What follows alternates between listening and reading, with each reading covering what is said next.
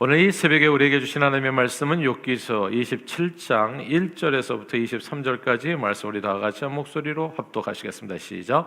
욥이 통자하여 이르되 나의 정당함을 물리치신 하나님, 나의 영혼을 괴롭게 하신 전능자의 사하심을 두고 맹세하노니 나의 호흡이 아직 내 손에 완전히 있고 하나님의 숨결이 아직도 내 코에 있느니라. 결코 내 입술이 불의를 말하지 아니하며 내 혀가 거짓을 말하지 아니하리라. 나는 결코 너희를 옳다 하지 아니하겠고 내가 죽기 전에 나의 온전함을 버리지 아니할 것이라. 내가 내 공회를 굳게 잡고 놓지 아니하리니 내 마음이 나의 생애를 비웃지 아니하리라. 나의 원수는 악인같이 되고 일어나 나를 치는 자는 불의한 자같이 되기를 원하노라.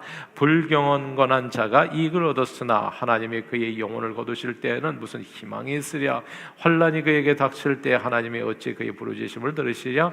그가 어찌 전능자를 기뻐하겠느냐. 항상 하나님께 부르짖겠느냐. 하나님의 솜씨를 내가 너희에게 가르칠 것이요 전능자에게 있는 것을 내가 숨기지 아니하리라.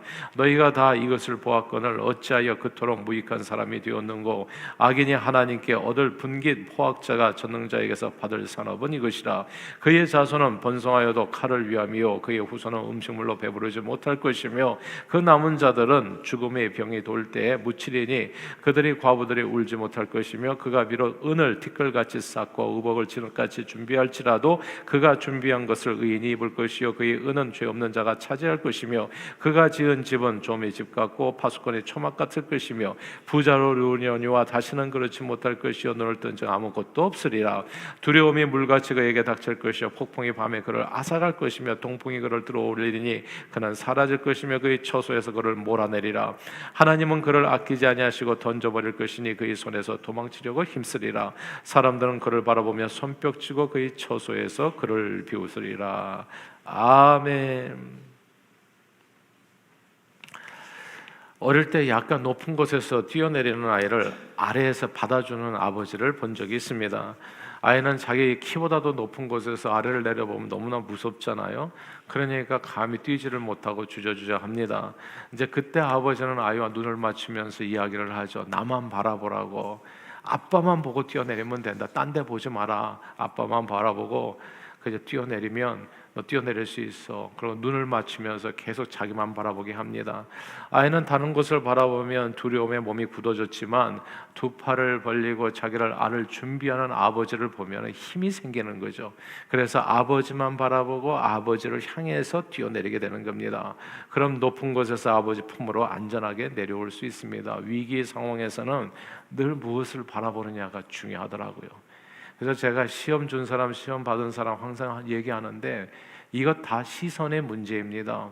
누구를 바라보느냐에 따라서 무엇을 바라보느냐에 따라서 시험이 오고 가고, 그리고 누구를 바라보느냐에 따라서 무엇이든지 어떤 환경 속에서도 이길 수 있는 힘과 지혜와 능력을 힘있게 되는 겁니다. 마음의 두려움을 없애고 자기 생명을 구원하는 길이 무엇을 바라보느냐, 누구를 의지하느냐에 달려 있습니다. 사람은 물에 빠지면, 물에 들어가면 몸이 가라앉게 돼 있죠. 우리가 그래서 맥주병이라고 얘기하잖아요. 몸이 물에 가라앉지 않으려면 정말 이 팔과 다리를 좀 적절하게 호흡을 하면서 움직여줘야지 그 부력으로서 몸이 떠 있을 수 있게 됩니다. 그러나 그렇게 움직이지 아니하고 그냥 가만히 있는데 물이 뜨는 사람은 없지요. 그러니까 그리고 물에 이렇게 그냥 몸을 뒤집고 가만히 있으면 물이 떠 있잖아요. 부력에 의해서. 근데 이렇게 직립으로 물 위에서 서 있을 수 있는 사람은 아무도 없습니다. 언젠가 물 위를 걷는 듯한 유튜브 영상이 있어서 깜짝 놀랐어요. 오늘 이 시대에도 물 위를 걷는 사람이 있는가? 진짜 물 위를 걷더라고요. 근데 알고 보니까 물 안에 눈에 보이지 않는 투명한 받침대를 놔두었기 때문에 거기로 살짝 걷는 거였어요. 마치 마술사의 마술처럼 물 위를 걷는 것처럼 착시 현상을 일으킨 것뿐이었습니다. 사람은 두 발로 마치 평지를 걷듯이 물 위를 걸을 수 없습니다. 그런데 인류 역사상 그렇게 물 위를 걸었던 인물이 마태복음 14장에 나오잖아요. 우리 주 예수 그리스도이십니다. 예수님께서는 오병이의 기적을 베푸시고 나서 이상하게 제자들을 재촉하셔서 자기가 무리를 보내는 동안에 5,000명을 내가 보낼 테니까 빠이빠이 내가 해줄 동안에 너희들은 빨리 배를 타고서 떠나라, 건너편으로 가게 하셨습니다. 그리고 무리를 다 보내신 다음에 제자들을 따라서 가신 것이 아니라, 배를 타고 가신 것이 아니라 또 혼자 산으로 올라가셔서 산기도를 하셨어요. 혼자 거기 계셨습니다. 그래서 배를 타고 먼저 떠난 제자들이 육지에서 수리라고 돼 있는데 몇 킬로 떨어졌겠죠. 그래서 멀리 배를 타고 이제 떠날 무렵에 갑자기 풍랑이 일어서 가지고요. 그러니까 이게 어둑어둑해졌을 때 밥 먹고 다 갔잖아요. 이제 밤을 새워가지고 이제 배를 타고서 건너편으로 가는데 갑자기 풍랑이 일어서 고난을 당하게 됩니다. 밤 4경쯤 되었을 때, 오늘날로 말하자면 새벽 3시서부터 6시 사이입니다. 아주 깜깜할 때죠. 그때 그냥 사투를 벌이는 제자들 앞으로 예수님께서 바다 위를 걸어서 제자들에게 오셨습니다. 보세요, 깜깜한 밤에 풍랑이를 걸어서 무슨 꼬챙이 같은 게 이렇게 계속 나오는 거예요. 잘 안 보였으니까 저게 뭐지 했죠 처음에는. 그러니까 바다 위에서 이렇게 서 있는 건 있을 수가 없거든요. 그냥 이게 어떤 이게 폐화물선이나 그래가지고 무슨 이 닭 같은 게 그냥 삐죽이 나올 수는 있지만은 그냥 뭐가 하나가 바다 위에 삐죽이 서가지고 이렇게 걸어오는 거 직립으로, 이거는 상상하기 어려운 일이거든요. 배 위에 타고 있던 제자들의 그 모습을 보고 정말 깜짝 놀랐습니다. 모두들 다 남자들이었고 사나이들이었지만 머리털 나고 나서 한 번도 듣도 보다 못한 그런 현상을 눈앞에 목격하고는 그냥 목골이 다 송연해져서 무서워서 자기도 모르게 그 12명이 다 유니송으로 소리를 비명을 지른 겁니다. 얼마나 무섭겠어요. 한 번도 듣도 보도 못한 일이잖아요. 뭔가 물체가 그냥 이 무리를 걸어서 오는데, 예수님께서는 공포의 장에 비명을 지르는 이 제자들을 보고 즉시 말씀하셨습니다. 안심하라, 내니 안심하라, 두려워하지 말라. 그러자 제자 중에 그래도 최고로 용감하다고 자부하는 베드로가 또 나섭니다. 주여, 만일 주님이시거든 나를 명하사 무리로 오라 하소서. 그러니까 주님이 오라 하셨고 베드로도 무리를 걸어서 주님께 나아가게 됩니다. 풍랑이는 무리를 걷는 두 사나이. 이건 물 밑에 무슨 장치를 둔 것도 아니고 마술도 아니고 속임수도 아닌, 인류 역사상 단 한 번도 없었던 일이 그날 새벽에 장엄하게 펼쳐진 겁니다. 그때 주님께 시선을 고정시키고 주님을 바라보면서 무리를 조심조심 걸어 나아가던 베드로가 한순간에 바람이 부니까 그 바람에 그냥 시선을 빼앗기고 말았어요. 그래서 무리를 그 바람의 시선을 빼앗기고 그 순간에 갑자기 두려움이 몰려온 겁니다. 내가 무리를 걷고 있었네? 이 깨달음이 온 거죠. 이럴 수는 없는데 어떻게 사람이 무리를 걷지? 의심이 드는 순간에 몸이 그대로 물 아래로 잠기게 됩니다. 물에 빠져서 허부적대면서 베드로는 예수님께 외치지요. 주여, 나를 구원하소서. 위기의 순간에 베드로가 다시 주님의 이름을 부르고 주님을 바라보게 되었을 때 베드로는 주님 앞에 다시 한번 구원을 받게 됩니다. 무리를 걸은 이 사나이 베드로를 통해서 우리는 신앙생활에서 우리가 꼭 기억해야 될 아주 중요한 요소가 무엇인지를 깨닫게 돼요. 그건 우리의 시선입니다. 언제 어디서나 무엇을 바라보느냐, 이게 중요하더라고요. 그래서 제가 종종 시험 든 사람, 시험 받은 사람 얘기하는 것은 간단해요. 시험이 올 수가 없어요. 주님을 바라보면 바람이 불고 풍랑이 일고 세상이 요동친다고 하더라도 그게 무슨 상관이란 말입니까? 주님을 바라보는데 풍랑이나 바다를 걸었던 베드로를 보게 된다면, 아니 빠졌어도 예수 이름을 부르면 다시 건짐을 받았던 그 베드로를 생각한다면 결국 인생의 신앙생활의 가장 중요한 내용은 내가 무엇을 바라보고 누구를 의지하는 데 있다는 것을 우리는 알게 되는 겁니다. 이 높은 데서 뛰어내릴 것 같은 그런 순간들을 맞이하지 않는 사람이 세상에 어디 있겠어요. 그런데 그때 아래에서 두 팔을 벌리고 나를 바라보시면서 나만 바라보라, 내 품에 안기라, 그 품 안으로 주님만 바라보고 뛰어내리면 그 어떤 상황 속에서도 우리는 위기를 다 이기고 승리하는 삶을 살아갈 수 있게 되는 겁니다. 오늘 본문의 이야기예요.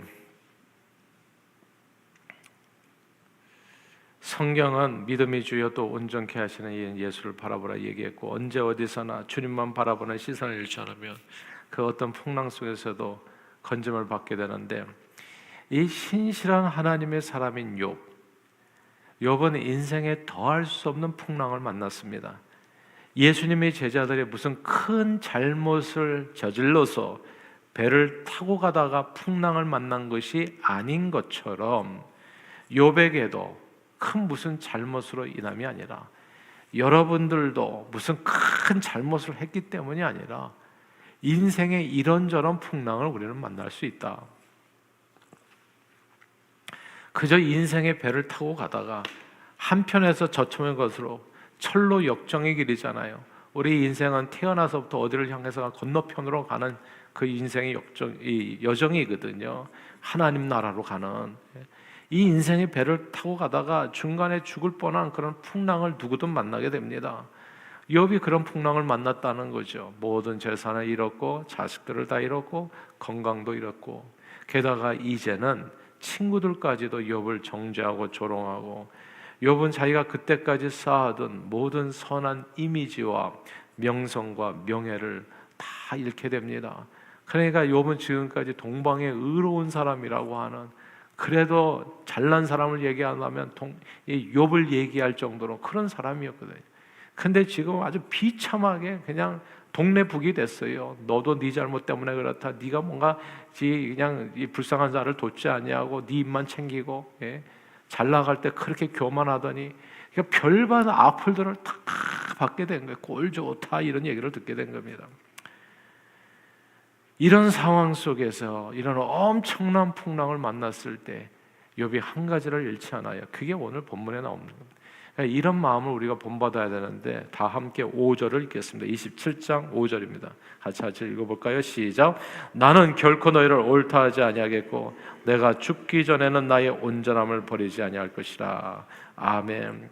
나의 온전함은 2절에 하나님 나의 영혼을 괴롭게 하신 전능자의 사심을 두고 맹세한다. 3절에 나의 호흡이 아직 내 손에 완전히 있고 하나님의 숨결이 아직도 내 코에 있다.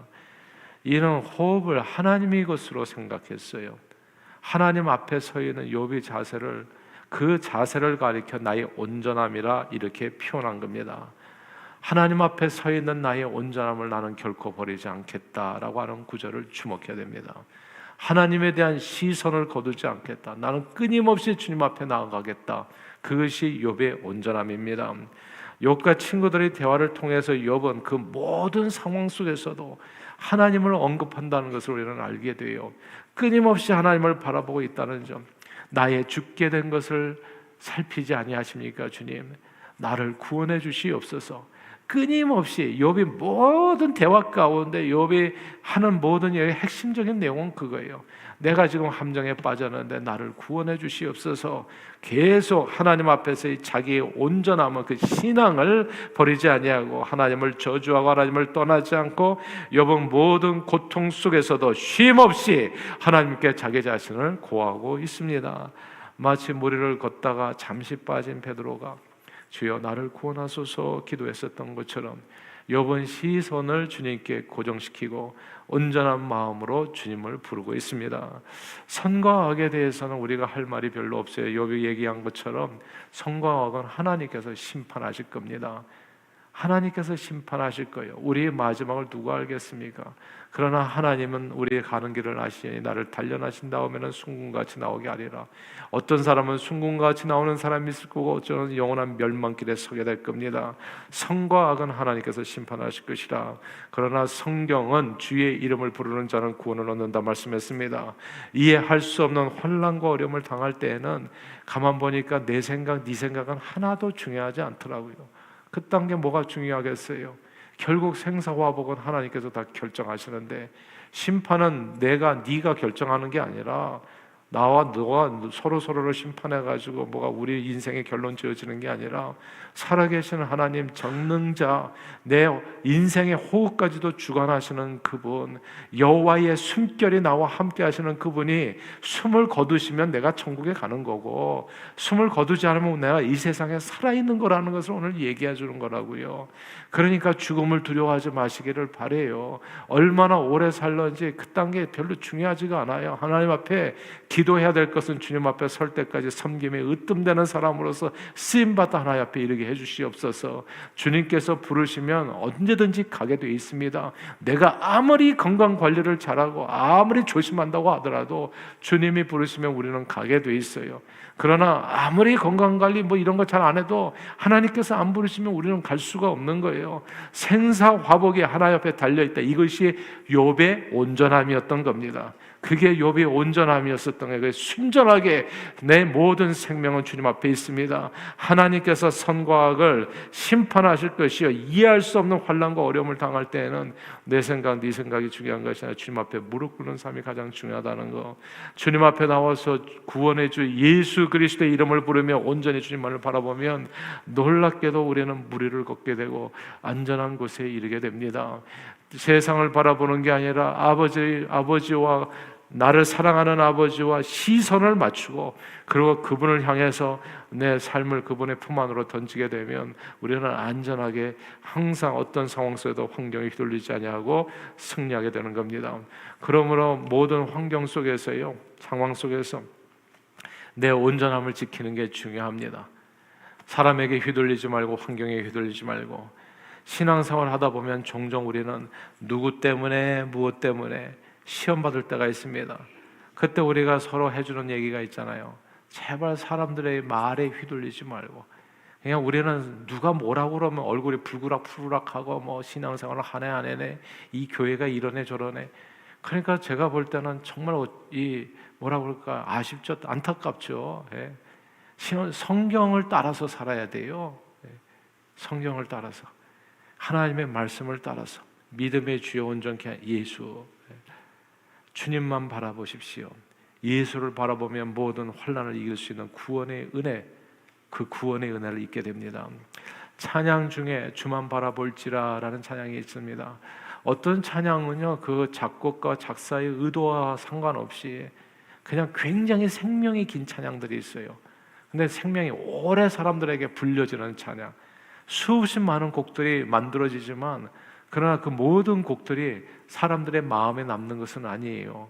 근데 어떤 찬양은 그 작곡자의 뭐 그렇게 기대하지 않았는데도 불구하고 오래 가는 찬양들이 있어요. 근데 그 중에 하나가 이 주만 바라볼지라가 아닌가 싶어요. 처음 들었을 때 바로 마음에 와닿지 않습니까, 여러분? 어떤 곡은 이게 히트할지 아닐지 대중이 더 잘 알아요. 그냥 딱 들으면 아, 이거는 그냥 이건 히트하겠구나, 이건 꽤 오래 불리겠구나. 하나님의 사랑을 사모하는 자, 하나님의 평안을 바라보는 자, 너희 모든 것 창조하신 우리 주님이 너를 얼마나 사랑하시는지, 하나님께 찬양과 경배하는 자, 하나님의 선하심을 닮아가는 자, 너희 모든 것 창조하신 우리 주님이 너를 그의 자녀 삼으셨다. 하나님 사랑의 눈으로 너를 언제나 바라보시고 하나님 인자오기로서 언제나 너에게 귀를 기울이시니 어두움에 밝은 빛을 비춰주시고 너의 작은 신음에도 응답하시니 너는 어느 곳에 있든지 주를 향하고 주만 바라볼지라. 너는 어느 곳에 있든지 주를 향하고 주만 바라볼지라. 이것이 욥의 온전함이었습니다. 나는 어떤 일을 당하든지 나는 주만 바라보고 주를 향하고 주님을 구하겠습니다. 이 나의 온전함을 아무도 빼앗아 가지 못하리라. 이것이 오늘 욥의 신앙 고백인 거예요. 어두운 세상에서 예기치 않은 고통과 환난을 겪게 되었을 때 우리가 해야 할 것은 어느 곳에 있든지 주를 향하고 주만 바라보는 욥과 같은 온전함입니다. 늘 모든 상황 속에서 오직 예수만 바라보는 그 온전한 믿음으로 세상을 이기시고 주의 나라를 위해서 존귀하게 쓰임받는 저와 여러분들이 다 되시기를 주의 이름으로 축원합니다. 기도하겠습니다.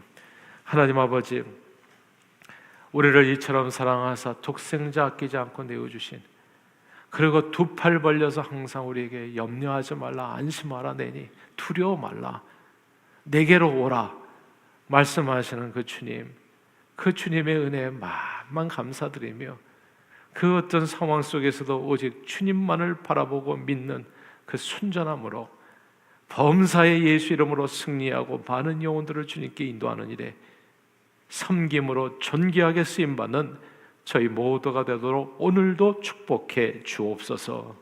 예수 그리스도 이름으로 간절히 기도하옵나이다. 아멘.